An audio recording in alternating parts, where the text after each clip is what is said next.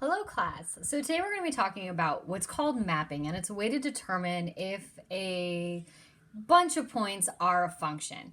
Now remembering that a function, every input has only one output, we use this to map or visually represent the information we have. So I'm looking at the examples from your notes from step 4. So I gave you an example of a function and not a function. So a couple of things I want to point out. Now you do not have this up here on your worksheet. This is what it would look like if it was given to you in the points. So these brackets are actually showing that it's a set. So this is a set of points within the same scenario. And inside we have each point. Now in this case, we're representing with A's and Roman numerals.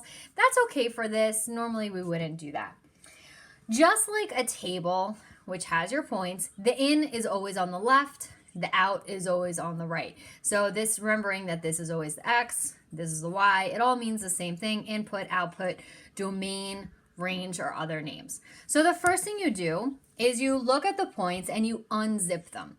So you have the in and the out, you put them on each side, in, out, each side, in, out, each side, in, out, each side.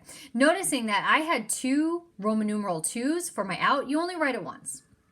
Once you do that, you start matching the pairs. So A went to 2, B went to 1, C went to 2, D went to 3. Now, what does this all mean? I told you it was a function, but why? Now, according to our notes, a function has only one output. So each input has only one output. So how we do that is we actually only look at the domain X or input and then make sure it only has one arrow coming from it. So let's double check this scenario, which I exclusively already told you was a function. So A only has one arrow, B only has one arrow, C and D. So this is in fact a function. Now, the fact that the Roman numeral 2 has 2 arrows to it does not make a difference whatsoever. You are only looking at the left, just this. Now let's do an example of not a function. So this looks a little more normal, right? We see our points 1, 5, 1, 6, 2, 5, 3, 5. You can kind of see where you'd be graphing it. We have the set, so we know this is all from the same scenario. I already unzipped them, so my ins are with my outs, noticing that I had a bunch of 5s, so I only wrote it once because that would kind of mess up the visualization. And now we have to make sure that each input, so again, only looking at this side, has only one arrow. One arrow for in.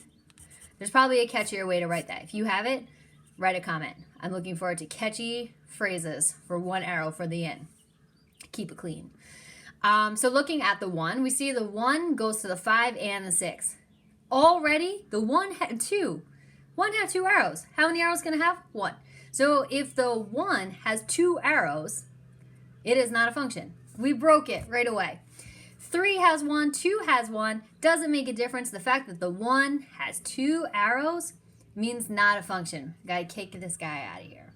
So you're going to be moving on with this. I'm only giving you examples of the mapping, and you're going to be looking at this. My best advice is only look at the left and make sure each value only has one arrow. You don't have to worry about the right. Excuse me. You don't have to worry about the right because that's the output. We don't care how many inputs the output has. We only care about how many outputs the input has. That sounded crazy, but just remember, only look at the left. Good luck. You guys got this. Email if you have questions.